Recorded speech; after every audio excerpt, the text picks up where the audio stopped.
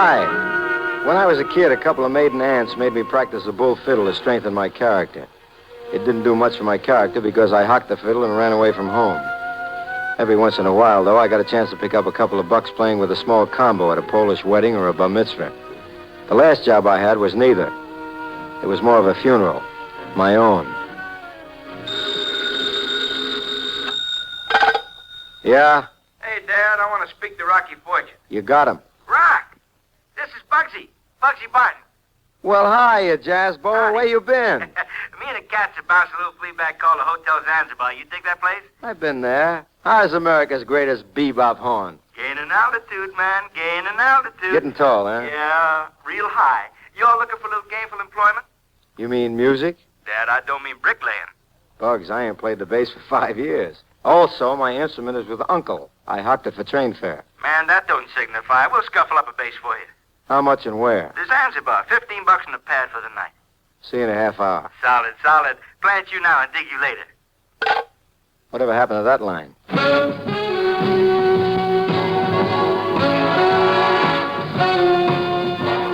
I invest a subway token, and 20 minutes later, I am in the jungle room of the Hotel Zanzibar, which is a cheap 3-story flea bag on Bleakman Street. On the bandstand is Bugsy Barton and his 5 barrels of bop. Bugsy is a musician's musician, and the boys are playing strictly from Memphis. After the set, Bugsy comes over and sits down with me. This boy's 5 feet wide across the chest, and he doesn't know from his own strength. Rock, boy. Give me some skin, man.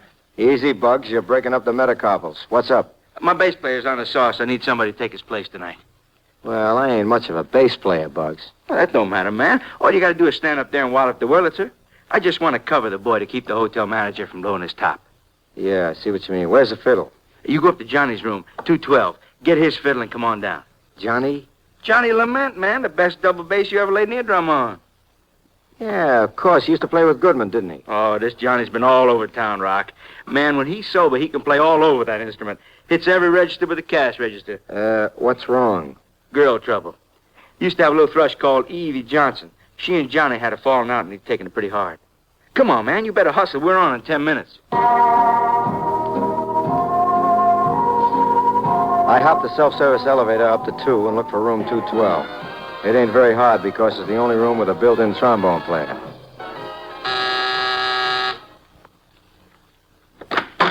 Yes? This Johnny Lament's room, baby?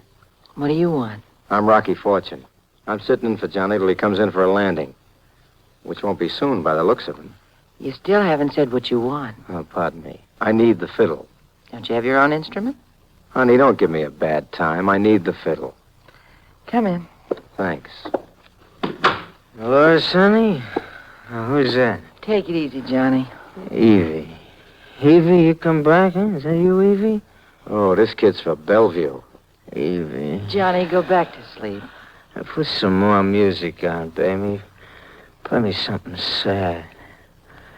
If you see my baby, you send her home to me. If you see my baby, you send her home to me. Tell my baby I'm sad as I can be. Who's that cat? Name's Rocky Fortune, Johnny. I'm sitting in with Bugsy and the boys tonight. I need your fiddle. Sure, man. Anything you say, man. You want a drink, man? Dolores, honey, give this righteous cat a little drink. Thanks. I don't touch it, John. Say, man, you see my Evie any place around? See the little chick about so high with the softest blonde hair? You seen her, man? Afraid not, Johnny. The fiddle's in the closet, Rocky. Thanks, baby. I didn't catch your name. I didn't throw it. It's Dolores Kane. I'm Bugsy's new singer. Pleased to meet you. Hey, Yes? what's the gun on the shelf for? Oh, it's Johnny's. Don't worry. I already threw the bullets out the window. Clever girl. Thank you. And pretty, too. Thank you. And don't forget the bass fiddle. Yeah. Oh, sure. Come in. It's 11:10, Miss Kane. Oh, write down, Mr. Quaid. In case no one has informed you, Miss Kane, I pay you and Mr. Barton to put on a show in my club at 10:30. It is now 11:10. I'm sorry, Mr. Quaid. We were just... I can see what you were just. Is this drunken Paganini going to perform tonight? Well, Johnny isn't feeling so good, Mr. Quaid, but Mr. Fortune here is going to take his place. Fortune? I don't believe I've ever heard of him. Rocky Fortune? Why, he's one of the greatest bass players in the business. I'm paying for the greatest. Rocky, tell Mr. Quaid how you and Dixie had him screaming for mercy at Lija's Hot in Paris last year. Well, yeah, I don't want to brag, baby. Oh, go on. Well, you see, we was playing a dog watch from 12 to 4. And sudden like Dixie gets off on Japanese Sandman. Everybody said Dix was losing his lip, but that night he was blowing up a storm. I'm just playing along when up he comes, boogity-boogity, open horn, and every note looked like it was greased and stuffed. Pretty soon the cats were jumping and pandemonium breaks loose. French bankers were tearing their clothes off. You know, it took 150 gendarmes to calm the joint down. That's very interesting, Mr. Fortune, but the next show is due to start in 3 minutes, if you don't mind. Me? I don't mind. See you later, Johnny. Anything you say, man. You see my Evie down there, you tell her Johnny says come back. You tell her I heard Johnny's been to Weep City for her and he wants her back.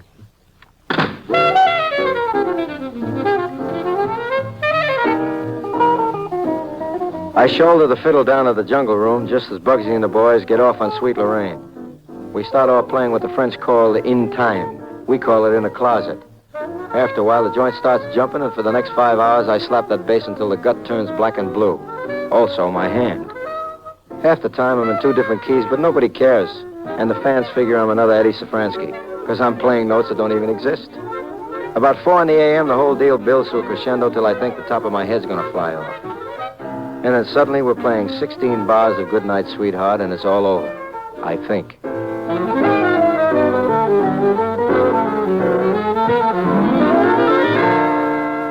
Okay, cut. That does it. Thanks, Rock. Well, how did it go, pal? Oh, I tell you, sweet and groovy like a 90-cent movie, man. Yeah, what happens now? You want to play again tomorrow? We got a room for you on the 3rd floor if you need a pad for the night. $15? 15. You got it. Solid. Here's a key.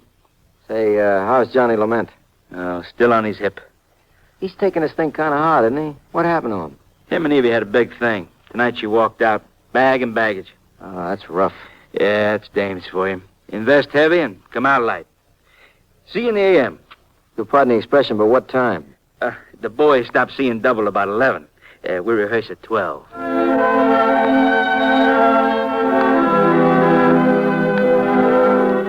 I lug the bull fiddle up to the 3rd floor and head for my room. I don't get very far, however, because halfway down the hall I hear something which ain't music. Hey, what's going on in there? Open up! Open up! No. Take it easy, baby. Wait a minute, just a minute. What's wrong here? In the bedroom. Before I have a look, would you mind putting down the knife? Knife? I didn't even Unless know. that's ketchup on it, baby. Maybe you better tell me what's in that room. It just isn't possible. It never is. Pardon me while I take a look. Don't go away.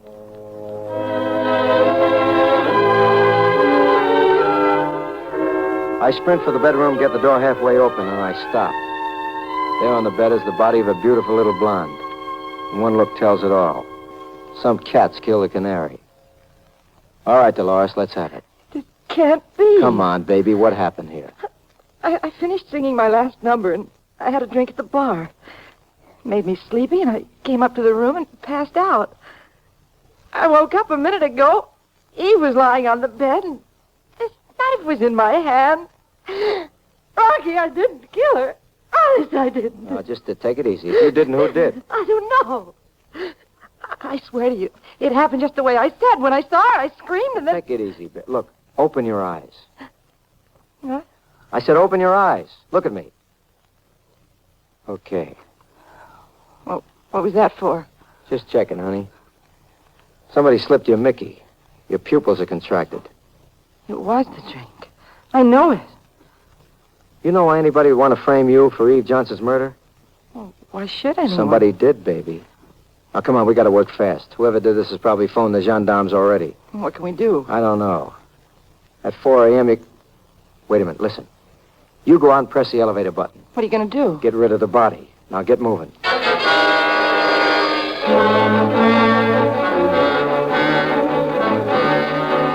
Dolores holds the elevator while I carry Eve's body in. Then I tell her to hold the button until I can hustle down to the 1st floor.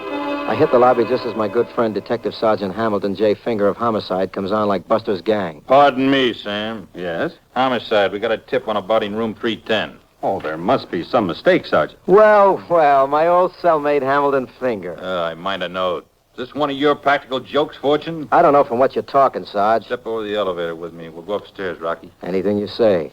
Look, what brings you here? I ain't sure, but I think it's a corpse.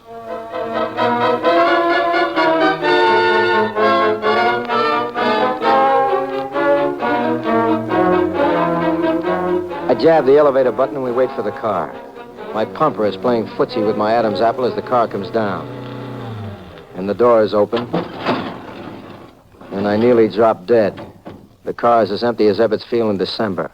We ride up to room 310, which belongs to Dolores Kane. Hey, Sarge, what's it all about? You'll find out. Yes? Open up, baby. Homicide. Sergeant Finger, Miss Kane. You've met. Dolores sings for Bugsy. I've been sitting in. That's musicians' talk. You mind if I look around? Help yourself. You mind if I ask you what you're looking for? We got a phone call, said there was a dead woman in this room. That isn't very flattering. What's in there? Take a look. Empty. I think somebody's been pulling your legs, Sergeant. Both of them. Where's the bedspread? In the hamper. Excuse me. I suppose this is nail polish. How did you know? Yogi. Mind if I take it down to the lab for analysis? If you'll have it laundered. Okay, what's in the closet? Oh, that's a small dragon named Lancelot. Careful he doesn't bite you. Funny. Boo. Okay, I'll have the bedspread analyzed for bloodstains. Now, don't go away, either one of you. We wouldn't think of it. Nighty-night, Sarge. And no more practical jokes, you understand? What did you do with it? What? The body. It's in the elevator. Not anymore, it ain't. What do you mean? It never made the first floor. The car was empty. That's impossible. Eve Johnson's body didn't walk out of that car, baby. Somebody lifted it. Well, that means somebody must have stopped the car on the second floor. Correct. The next question is, who would want to steal a corpse? What'll we do? Well, Finger's going to find bloodstains on that spread. And when he does, he'll be back with some ticklish questions. And I got a hunch we better have the answers. Let's move.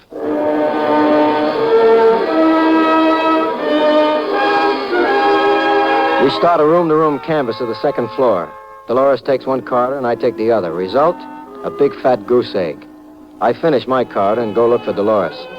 She's gone, but from the sound of voices, I figure she stopped off to see how Johnny Lament is making out. I started to go in, but I changed my mind. Johnny, cut it out. She's dead, ain't she? My little Evie's dead. Oh, don't be crazy. I ain't crazy, baby. Not anymore. What makes you think she's dead? I could see it in your eyes when I asked you about it. Would it matter so much? She walked out on you, didn't she? She'd come back if she was okay. I know Evie. Come on, Dolores. What happened to her? How should I know? You know, baby. You said you was going to kill her. You're out of your head. She told me. She says, Johnny boy, Dolores is jealous of you, and she says if I don't stop seeing you, she'll kill me. It's not true. Come on, baby. I know you. We were married once, you and me, remember? Now, let's have it. What'd you do to Eve? Nothing. That don't wash, baby. That just don't wash. Johnny, stay away. You're gonna tell me, honey. Where's Evie? What'd you do to her? Johnny, you're crazy drunk. Now get away. You're gonna talk? Johnny! No! Johnny! Talk! No! All right, hold it, John. Get out of here. Knock it off. You all right, baby? Not that I really care. I'm all right. Sit down, Jazzbo. This your new boyfriend, baby? Cause I don't like his face, and I think I changed him. Sit down. Johnny! He's all right. I had to belt him, and I ought to clip you, too. I don't understand. I heard it, baby. I got big ears. You didn't bother to tell me you were married to Johnny Lament, and you didn't bother to tell me you and Eve had a slight falling out. I wanted you to help me. I was afraid. You wanted a patsy, baby, and you got one. Only you're about to lose him, because Rocky Boy's going to walk away from all this right down to the nearest police station. Rocky, no. All that bilge about how you were framed and me with my open mind. I got a hole in my head. Rocky, it's not true. Yeah, well, tell Dick, the fun-loving rover boy, when he comes to, I'll leave his fiddle in the band room. So long, baby. And the next time you want a corpse moved, call the Seven Santini brothers. I don't belong to the right union.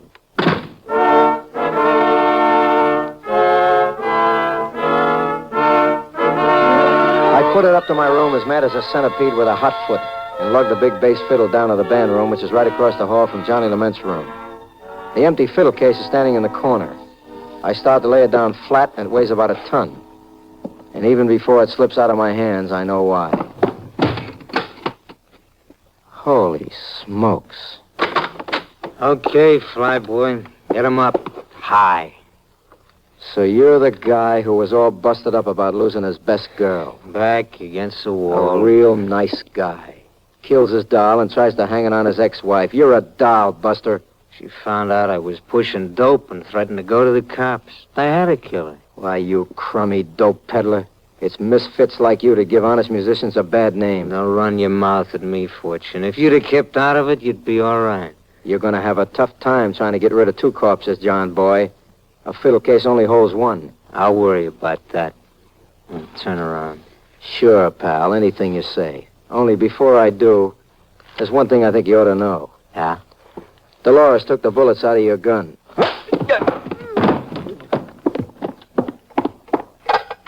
Hello. Hello. Yes, please? Who is this? The manager. What is it, please? Listen, Quaid, this is Rocky Fortune. I'm up in the band room, 215. Now listen, Eve Johnson's body's up here in a bass fiddle case. And I got the cat that killed her. And get the cops and make it fast. You say you've got the man who stabbed her? Stretched out like a herring. That's just fine, Fortune. Stay right there. I'll call the police. Make it fast. I hear somebody coming now. Don't worry. You'll be taken care of.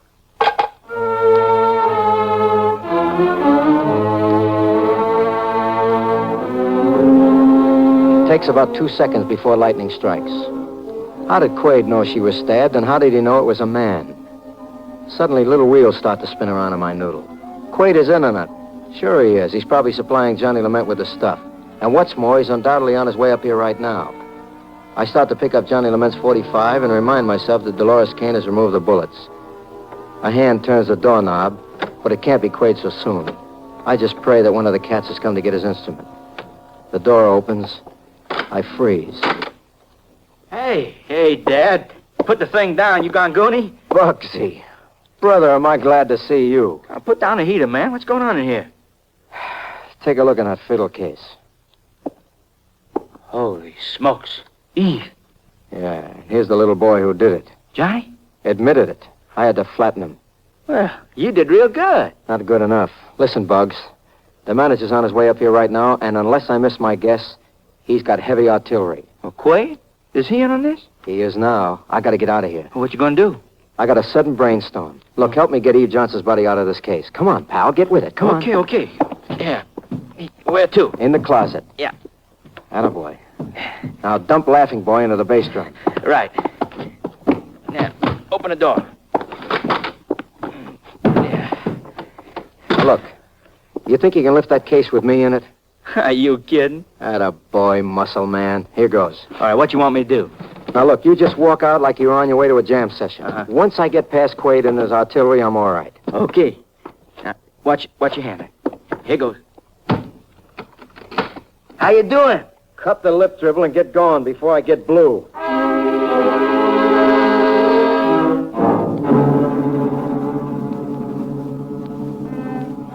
The fiddle case fits me like a fatal disease, but I squinch down and hold my breath, and I figure maybe we'll make it. Bugsy Boy picks me up like I weigh in at 3 pounds just as the door opens. All right, Fortune. Get your... Hi, Mr. Quaid. Oh, it's you. You was expecting somebody else? I was expecting Fortune. Did he get away? Fortune? You mean the bass player? You know who I mean, muscle brain. Did he get out? You know me better than that, boss. I got Rocky Fortune right here. Inside the fiddle case.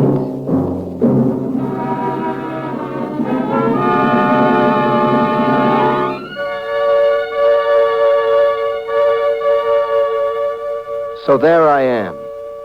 Smart? Ha! They don't come any smarter than old Rocco Fortunato, Jack. It never occurred to me that this hotel might be operating a narcotics dodge and that my pal Bugsy might be in on it. But I'm real tricky, I am. Yes, sirree. I outwit the crook by crawling into a bass fiddle case and letting him snap the catch on me. And there I hang like a cured ham, waiting to be boiled in hot fat. What do we do with him, boss? Let me out of here, you punk! Get him out of here. Why don't we just drop him down the air shaft? It'll look like an accident. Don't be a jerk. Take him down to the river. Anything you say, boss. Hey, Fortune, shut up. My, what a temper this cat has got. Come on, Bugsy. Don't waste any... Who's that? Search me?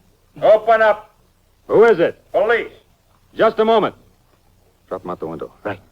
Open up. So long, sucker.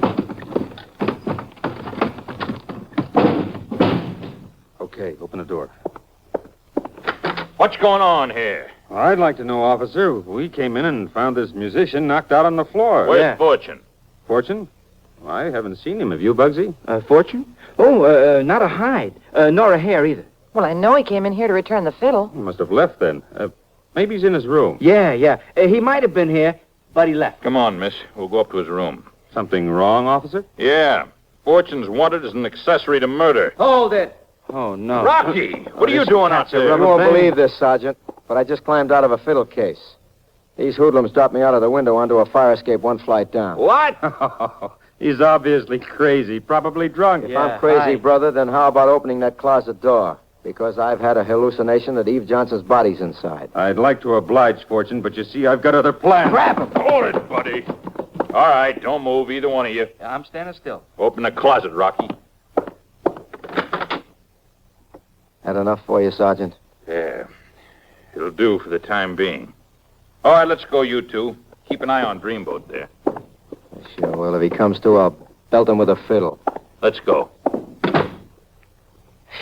Boy, Are you all right, Rocky? if I can ever straighten up, I'll be fine. What happened up here? Well, the sergeant came back when he found out those were bloodstains, and I told him the whole story. We came down to look for you, and, well, I guess you know the rest. Uh-huh. You sure you're all right, Rocky? I'm fine, baby, but I was just thinking. What? What they would have said if that fire escape hadn't have been there. What would they have said? Man, dig that crazy bass fiddle.